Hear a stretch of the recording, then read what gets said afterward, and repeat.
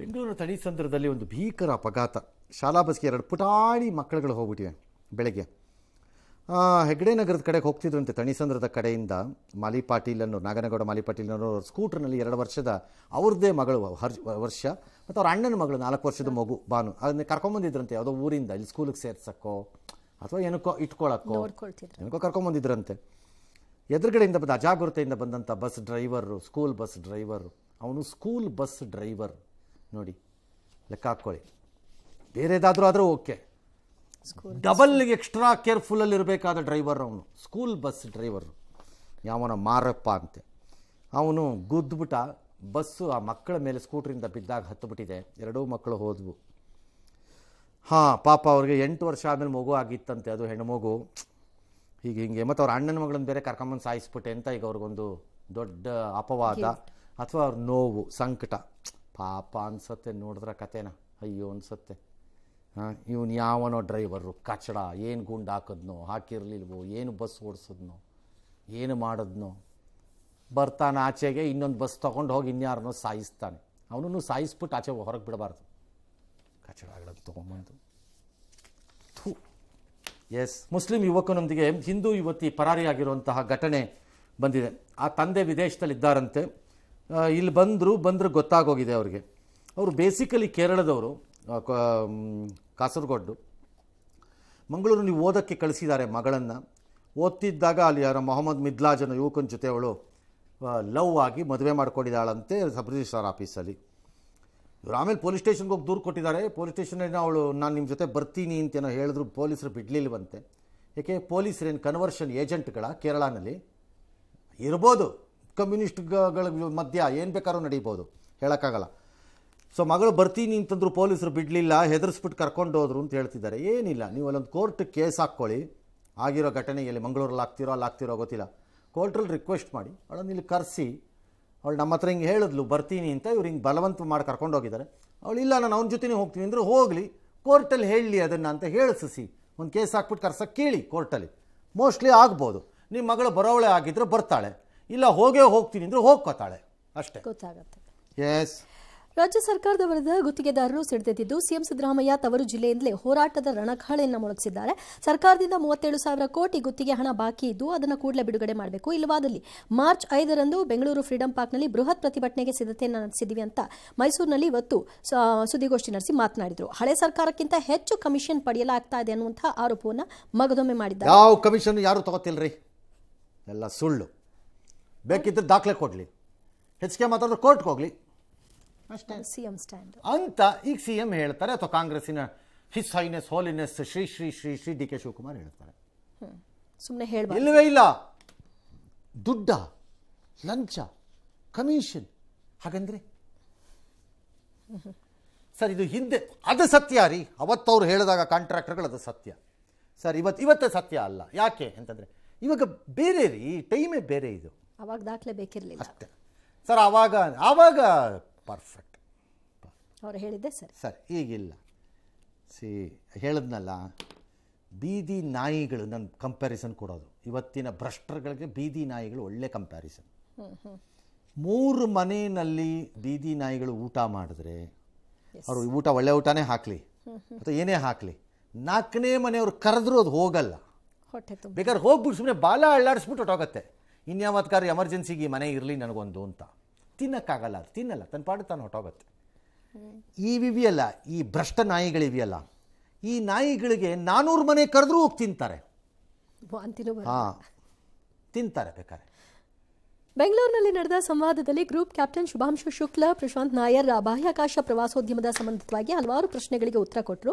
ಮುಂದಿನ ದಿನಗಳಲ್ಲಿ ಬಾಹ್ಯಾಕಾಶ ಪ್ರಯಾಣ ಸಾಧ್ಯವೇ, ಮುಂದಿನ ದಿನಗಳಲ್ಲಿ ಚಂದ್ರಗ್ರಹಣ, ಮಂಗಳ ಗ್ರಹಕ್ಕೆ ಹೋಗಬಹುದಾ ಅನ್ನುವಂಥ ಪ್ರಶ್ನೆ ಬಂತು. ಆಗ ಅವರು ಖಂಡಿತ ಸಾಧ್ಯ, ಸ್ವಲ್ಪ ಸಮಯ ಬೇಕಾಗುತ್ತೆ, ಅದು ಎಷ್ಟಾಗಬಹುದು ಅಂತ ಗೊತ್ತಿಲ್ಲ ಅಂದರು. ಆಲ್ ರೈಟ್, ಅದು ಜನರಲ್ ಆನ್ಸರು ಮೊದಲಿಂದಾನು ಇದೆ, ಅವ್ರೇನು ಹೊಸದಾಗಿ ಹೇಳಬೇಕಾಗಿಲ್ಲ. ಅದನ್ನ everybody knows tourism will happen one day. More than tourism, ಟೌನ್ಶಿಪ್ಗಳಾಗಬಹುದು ಅಂತ ಅನ್ಕೋತಿದ್ದಾರೆ, ಪರ್ಟಿಕ್ಯುಲರ್ಲಿ ಮಾರ್ಸಲ್ಲಿ.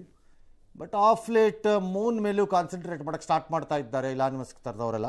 ಲೆಟಸ್ ಸಿ ಮುಂದೇನಾಗುತ್ತೆ. ಶಿವರಾತ್ರಿ ಭಾನುವಾರ ಚಾಮರಾಜನಗರದ ಮಹದೇಶ್ವರ ಬೆಟ್ಟಕ್ಕೆ ಸಿಕ್ಕಾಪಟ್ಟೆ ಜನ ಭಕ್ತರು ಹೋಗ್ತಿದ್ದಾರಂತೆ. ಚಿರತೆ ದಾಳಿ ಮಧ್ಯದಲ್ಲೂ ಅಪಾಯ ಲೆಕ್ಕಿಸದೆ ಬೆಟ್ಟಕ್ಕೆ ಪಾದಯಾತ್ರೆ ಹೋಗ್ತಿದ್ದಾರೆ. ಕನಕಪುರ ತಾಲೂಕಿನ ಸಂಗಮ ಅರಣ್ಯ ಪ್ರದೇಶದಲ್ಲಿ ಕಾವೇರಿ ನದಿ ದಾಟಿಕೊಂಡು ಪಾದಯಾತ್ರೆ ಮಾಡ್ತಾ ಇದ್ದಾರೆ. ಬೆಂಗಳೂರು, ಮಾಗಡಿ, ರಾಮನಗರ, ಚನ್ನಪಟ್ಟಣ, ಮದ್ದೂರು, ಮಳವಳ್ಳಿ ಕಡೆಯಿಂದ ಬರ್ತಿರೋ ಭಕ್ತರು ದಾರ ಹಿಡ್ಕೊಂಡು ಹಗ್ಗ ಹಿಡ್ಕೊಂಡು ನದಿ ಕ್ರಾಸ್ ಮಾಡಿ ಪಾದಯಾತ್ರೆ ಮಾಡ್ತಿದ್ದಾರೆ. ಫಾರೆಸ್ಟ್ ಒಳಗಡೆನೂ ಎಲ್ಲ ಫಾರೆಸ್ಟವ್ರು ರಿಕ್ವೆಸ್ಟ್ ಮಾಡ್ತಿದ್ದಾರೆ, ದಯವಿಟ್ಟು ನಿಲ್ಲಿಸಿ ಇದನ್ನು, ಮತ್ತು ಮಾಡಿದ್ರು ಅಪ್ಪಿ ತಪ್ಪಿ ಗುಂಪು ದೊಡ್ಡ ಗುಂಪಲ್ಲಿರಿ, ಸಣ್ಣ ಗುಂಪಲ್ಲಿ ಬರಬೇಡಿ, ಮಾಡಬೇಡಿ ಅಂತ ರಿಕ್ವೆಸ್ಟ್ ಮಾಡಿದ್ದಾರೆ. ಕೇಳಿದ್ರೆ ಸಂತೋಷ, ಕೇಳದೇ ಇದ್ದರೆ ಹೊಡೆಸ್ಕೋತೀರಿ, ಚಿರತೆಗೇನು ಗೊತ್ತಾಗಲ್ಲ. ಅದಕ್ಕೇನಿದೆ. ಹಾಂ, ಈ ಮಧ್ಯೆ ಅಂಜನಾಪುರದಲ್ಲಿ ಚಿರತೆ ಅರಣ್ಯಾಧಿಕಾರಿಗಳ ಕಣ್ಣು ತಪ್ಪಿಸ್ತಾ ಇದೆಯಂತೆ. ಅರಣ್ಯಾಧಿಕಾರಿಗಳ ಕಣ್ಣು ತಪ್ಪಿಸಿದೆಯಾ? ಓಕೆ, ಏನು ಮಾಡೋಕ್ಕಾಗಲ್ಲ. ಅಧಿಕಾರಿಗಳು ಯಾರ್ಯಾರ್ದೋ ಕಣ್ಣು ತಪ್ಪಿಸ್ತೀರಿ, ಯಾರ್ಯಾರ ಕೈಗೋ ಸಿಕ್ಕಲ್ಲ. ಪಾಪ ಚಿರತೆನೂ ಹಾಗೆ ತಪ್ಪಿಸ್ಕೊಳ್ತಾ ಇದೆ. ಅದೆಷ್ಟು ಪಟಿಂಗು ಚಿರತೆ ಇರಬೇಕು ನಿಮ್ಮ ಕಣ್ಣು ತಪ್ಪಿಸಿ ಹೋಗ್ತಿದೆ ಅಂತಂದರೆ. ಸರಿ, ಅದೇನೋ ಈಗ ಅದನ್ನು ಸೆರೆ ಹಿಡಿಯೋದಕ್ಕೆ ಇಲಾಖೆಯವರು ಮುಂದಾಗಿದ್ದಾರೆ. ಜೀನಿ ಸ್ಲಿಮ್ ತಗೊಳಕ್ಕೆ ಸ್ಟಾರ್ಟ್ ಮಾಡಿದ್ನೋ ಅವಾಗ ಮಂತ್ಲಿ ಪೀರಿಯಡ್ಸ್ ಆಗ್ತಾ ಇದ್ದೀನಿ. PCOD ಪ್ರಾಬ್ಲಮ್ ನಾರ್ಮಲ್ ಆಗಿದೆ, ಥೈರಾಯ್ಡ್ ನಾರ್ಮಲ್ ಆಗಿದೆ. ಪೀರಿಯಡ್ಸ್ ಎಲ್ಲ 6 ಮಂತ್ ಆದ್ರೂ ಆಗ್ತಾ ಇದ್ದಿಲ್ಲ, ಇವಾಗ ರೆಗ್ಯುಲರ್ ಪೀರಿಯಡ್ಸ್ ಆಗ್ತಾ ಇದೆ. ಜೀನಿ ಸ್ಲಿಮ್ ನ ಯೂಸ್ ಮಾಡಿ 8 ತಿಂಗಳಲ್ಲಿ 55 kg ಸಣ್ಣ ಆಗಿದ್ದಾರೆ. ಜೀನಿ ಸ್ಲಿಮ್ ತಗೊಳ್ಳಿ, ಬೇಗ ಸಣ್ಣ ಆಗ್ತೀರಾ, ಫ್ಯಾಟ್ ಲಾಸ್ ಆಗ್ತದೆ. ಜೀನಿ ಸ್ಲಿಮ್ ನ ಯೂಸ್ ಮಾಡಿ 100% ಯಾವುದೇ ಸೈಡ್ ಎಫೆಕ್ಟ್ ಇಲ್ದಂಗೆ ಸಣ್ಣ ಆಗ್ತೀರಾ. ಹಿರಿಯ ಪತ್ರಕರ್ತ ಮಾಜಿ MLC ಪಿ ರಾಮಯ್ಯ ಅವರು 93 ವರ್ಷ ಅನಾರೋಗ್ಯದಿಂದ ನಿಧನರಾಗಿದ್ದಾರೆ. ದೇವೇಗೌಡರು, ಮುಖ್ಯಮಂತ್ರಿ ಸಿದ್ದರಾಮಯ್ಯ, ಮಾಜಿ ಮುಖ್ಯಮಂತ್ರಿ ಕುಮಾರಸ್ವಾಮಿ ಎಲ್ಲ ಸಂತಾಪ ಸೂಚಿಸಿದ್ದಾರೆ. ಹಿಂದೂ ಪತ್ರಿಕೆಯಲ್ಲಿ ಸುಮಾರು 5 ದಶಕದ ಕಾಲ ಕೆಲಸ ಮಾಡಿದ್ರು. ಸದಾಶಿವನಗರದಲ್ಲಿ ಅಂತಿಮ ವ್ಯವಸ್ಥೆ ಇತ್ತು ದರ್ಶನಕ್ಕೆ ಇವತ್ತು. ಅದಾದ ನಂತರ ಹರಿಶ್ಚಂದ್ರ ಘಾಟಲ್ಲಿ ಅಂತ್ಯ ಸಂಸ್ಕಾರ ಎಲ್ಲ ನಡೀತು.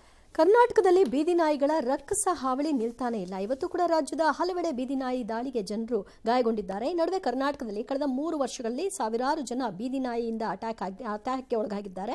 ಬೆಂಗಳೂರು ಒಂದರಲ್ಲೇ 60,000 ಮಂದಿ ಅಂತ ಸರ್ಕಾರ ಲೆಕ್ಕ ಕೊಟ್ಟಿದೆ. 2023, 24, 25 ನಮ್ಮ ಪ್ರಾಬ್ಲಮ್ ಕರ್ನಾಟಕದ ಜನರದ್ದು ಡಬಲ್ ಅಟ್ಯಾಕ್, ಡಾಗ್ ಅಟ್ಯಾಕ್. ಒಂದು ಮನುಷ್ಯ ರೂಪದಲ್ಲಿರುವ ಭ್ರಷ್ಟ ಅವರು ಒಂಥರ ನಾಯಿಗಳ ಥರನೇ ಅಟ್ಯಾಕ್ ಮಾಡ್ತಿರ್ತಾರೆ, ನಮ್ಮ ಮೇಲೆ ಪರ್ಚ್ತಾ ಇರ್ತಾರೆ. ನೆಕ್ಸ್ಟ್ ಸುದ್ದಿ ಅಂಥದ್ದೇನೋ ಒಂದು ಬರುತ್ತೆ, ಅಂಥದ್ದೇ ಒಂದು ಬರುತ್ತದು ಅವ್ರದ್ದು. ಇವು ಅಟ್ಯಾಕ್ ಮಾಡ್ತವೆ ಜನಕ್ಕೆ. ನೋಡಿ, ಒಂಥರ ಡಬಲ್ ಡಾಗ್ ಅಟ್ಯಾಕ್. ಒಂದು ಆ್ಯನಿಮಲ್ ಡಾಗ್, ಇನ್ನೊಂದು ಹ್ಯೂಮನ್, ಮನುಷ್ಯ ರೂಪದವು. ತಪ್ಪಿಸ್ಕೊಳ್ಳೋಕೆ ಚಾನ್ಸ್. ಬ್ರಿಟಿಷ್ ಕೊಲಂಬಿಯಾ, ಕೆನಡಾದ ಗುಂಡಿನ ದಾಳಿ ಮಾಡಿದ್ದಾನೆ ಬಂದೂಕುದಾರಿ. 10 ಜನ ಸತ್ತಿದ್ದಾರೆ. ಸ್ಕೂಲ್ ಏನೋ ಅದು. ಆಮೇಲೆ 18 ವರ್ಷದ, ಅದಂದರೆ ಒಂದು 20 ಜನಕ್ಕೆ ಗಾಯ ಆಗಿದೆ. ಅವನು ಯಾರು ಅಂತ ಹೇಳಿಲ್ಲ, ಹೇಳಬೇಕಾಗಿತ್ತು. ಹೇಳೋಕ್ಕೇನು ಕಷ್ಟ ದೇಶಕ್ಕೆ? ಬುರ್ಡ ಬಿಡ್ತೀರಿ, ದೊಡ್ಡದಾಗಿ ಖಲಿಸ್ತಾನಿಗಳನ್ನು ಜೋಬಲ್ಲಿ ಇಟ್ಕೊಂಡು ಅನುಭವಿಸಿ ಎಲ್ಲರೂ. ಇನ್ನು ಥಾಯ್ಲ್ಯಾಂಡಲ್ಲೂ ಅದೇ ಥರ 18 ವರ್ಷದ ಯುವಕನೊಬ್ಬ ಶಾಲೆಗೆ ನುಗ್ಗಿ 34 ಮಕ್ಕಳೆಲ್ಲ ಇದ್ದಂತೆ ಟೀಚರ್ಸ್ನೆಲ್ಲರೂ ಸೆರೆಯಾಗಿ ಇಟ್ಕೊಂಡ್ಬಿಟ್ಟಿದ್ದಾನಂತೆ ಅವನು ಒಬ್ಬ. ಹುಬ್ಬಳ್ಳಿಯ ಕಿಮ್ಸ್ನಲ್ಲಿ ಲಂಚಾವತಾರ ಬಟಾಬಯಲಾಗಿದೆ. ಬಡವರ ಸಂಜೀವಿನಿ ಅಂತ ಕರಿತೀವಿ, ಆದರೆ ಅಲ್ಲೂ ಕೂಡ ಹೆಣದಲ್ಲೂ ಹಣ ಮಾಡೋದಕ್ಕೆ ನೋಡ್ತಾರೆ. 25 ವರ್ಷದ ಗದ್ದೆನ್ನ ಅನ್ನೋರು ಪಿತ್ತಕೋಶದಲ್ಲಿ ಕಲ್ಲು ಕಾಣಿಸ್ಕೊಂಡು ಆಪರೇಷನ್ಗೊಳಗಾಗಿದ್ರು. ನಂತರ ಚಿಕಿತ್ಸೆ ಫಲಕಾರಿಯಾಗದೆ ಸಾವನ್ನಪ್ಪಿದ್ದಾರೆ. ಕಿಮ್ಸ್ ಸಿಬ್ಬಂದಿ ಮೃತದೇಹವನ್ನು ಪ್ಯಾಕ್ ಮಾಡ್ಕೊಡೋದಕ್ಕೆ 500 ರೂಪಾಯಿ ಕೊಡಬೇಕು ಅಂತ ದುಂಬಾಲು ಬಿದ್ದಿದ್ದಾರೆ. ಆಗಲ್ಲ ಅಂತ ಎಷ್ಟು ಹೇಳಿದ್ರು ಕೊನೆಗೆ 200 ರೂಪಾಯಿ ಫೋನ್ ಪೇ ಮಾಡಿಸ್ಕೊಂಡಿದ್ದಾರೆ. ಶವವನ್ನು ಸ್ಟ್ರೆಚರ್ನಲ್ಲಿ ತಗೊಂಡು ಹೋಗೋದಕ್ಕೆ 200 ರೂಪಾಯಿ ಕೊಡಬೇಕು ಅಂತ ಮತ್ತೆ ಡಿಮಾಂಡ್ ಮಾಡಿದ್ದಾರೆ. ಈ ಸಂದರ್ಭದಲ್ಲಿ ಅವರು ವಿಡಿಯೋ ಮಾಡ್ಕೊಂಡಿದ್ದಾರೆ. ಆತ ಏಜೆನ್ಸಿ ವರ್ಕರ್, ತನಿಖೆ ನಡೆಸಿ ಆತನ ವಿರುದ್ಧ ಕ್ರಮ ತೆಗೆದುಕೊಳ್ತೀವಿ ಅಂತ ಕಿಮ್ಸ್ ನಿರ್ದೇಶಕರ ಹೇಳಿಕೆ. ಏಜೆನ್ಸಿ ವರ್ಕರ್ ಅವನ ಇನ್ನೊಬ್ಬಂದೇನೋ ಕಚಡ ಬುದ್ಧಿ ಕೆಲಸದ್ದು ಅದು ಅಲ್ವಾ? ಇಂಥವ್ರನ್ನೆಲ್ಲ ಇಟ್ಕೊಂಡು ಕೂತಿರ್ತೀರಿ ಆಸ್ಪತ್ರೆನವ್ರುಗಳು, ಡೈರೆಕ್ಟರ್ಗಳು. ನಿಮ್ಗೆ ಗೊತ್ತಿಲ್ವೇನ್ರಿ ಇವೆಲ್ಲ ನಡೀತಿದೆ ಅಂತ ಅಲ್ಲಿ? ಇದೊಂದೇ ಪ್ರಕರಣ, ಇದೇನೇ ಪ್ರಕರಣನ? ಇವತ್ತು ರೆಕಾರ್ಡ್ ಆಗಿದ್ರಿಂದ ನಿಮ್ಗೆ ಗೊತ್ತಾಗ್ಬಿಡ್ತಾ ನಿಮಗೆ? ಯಾತಕ್ಕೆ ಸುಮ್ಮನೆ ಬಿಟ್ಟು ಪ್ರಾಣ ತಿಂತೀರಿ? ಸಾಯಿಸ್ರಿ ಜನನೆಲ್ಲ ಯಾವ್ದಾರು ಇಂಜೆಕ್ಷನ್ಗಳು ಕೊಟ್ಬಿಟ್ಟು. ನೀವು ನಿಮ್ಮ ಹೆಂಡತಿ ಮಕ್ಕಳುಗಳನ್ನ ನೆಮ್ಮದಿಯಾಗಿ ಮಾಡಿರೋ ದುಡ್ಡೆಲ್ಲ ತಿನ್ಕೊಂಡು ಬಿದ್ದಿರಿ. ಅಯೋಗ್ಯರುಗಳು ತಂದು ಏಜೆನ್ಸಿ ವರ್ಕರ್ ಅಂತ ಯಾವನವನು? ಏಜೆನ್ಸಿ ನಡೆಸ್ತಾ ಇರೋನು ಇಡಿಯಟ್ಟು. ಏಜೆನ್ಸಿ. ಅಮೇರಿಕ ತಾಳಕ್ಕೆ ತಕ್ಕಂತೆ ಕುಣಿತಿದ್ದ ಪಾಕಿಸ್ತಾನ ಇದೀಗ ಅಮೇರಿಕ ವಿರುದ್ಧನೇ ಆಕ್ರೋಶ. ಅಮೇರಿಕ ಪಾಕಿಸ್ತಾನನ ಟಾಯ್ಲೆಟ್ ಪೇಪರ್ಗಿಂತ ಕೆಟ್ಟದಾಗಿ ಬಳಸ್ಕೋತಿದೆ ಅಂತ ಅಲ್ಲಿ ರಕ್ಷಣಾ ಸಚಿವ ಯಾರೋ ಹೇಳ್ತಾರಂತೆ. ಸಂಸತ್ತಲ್ಲಿ ಮಾತಾಡಿದ್ದವರು. ಅವ್ರನ್ನ ಅನುಸರಿಸೋದು ತಪ್ಪು ಲೆಕ್ಕಾಚಾರ, ಇದರ ಪರಿಣಾಮ ನಾವು ಅನುಭವಿಸ್ತಾ ಇದ್ದೀವಿ ಅಂತೆಲ್ಲ ಹೇಳ್ಕೊಂಡಿದ್ದಾರೆ. ಟಾಯ್ಲೆಟ್ ಪೇಪರ್ ಅಲ್ಲ ಅನಿಸುತ್ತೆ ನನಗೆ. ಅಮೇರಿಕ ಪಾಕಿಸ್ತಾನನ ಟಾಯ್ಲೆಟ್ ಥರಾನೇ ಇಟ್ಕೊಂಡಿದೆ. ಟಾಯ್ಲೆಟ್ ಪೇಪರ್ ಅಂತೆ. ಇಡಿಯಟ್. ಭಿಕ್ಷುಕ ದೇಶದಲ್ಲಿ ಮಾತಾಡೋವಾಗ ಬುದ್ಧಿನೇ ಇರಲ್ವ ನಿಮಗೆ? ಟಾಯ್ಲೆಟ್ ಪೇಪರ್ ಅಲ್ಲ ಕಣಯ್ಯ, ಟಾಯ್ಲೆಟ್ಟೇ ನಿಮ್ಮ ದೇಶ. ಅವ್ರು ಹಂಗೆ ಬಳಸ್ಕೊಂಡಿದ್ದಾರೆ.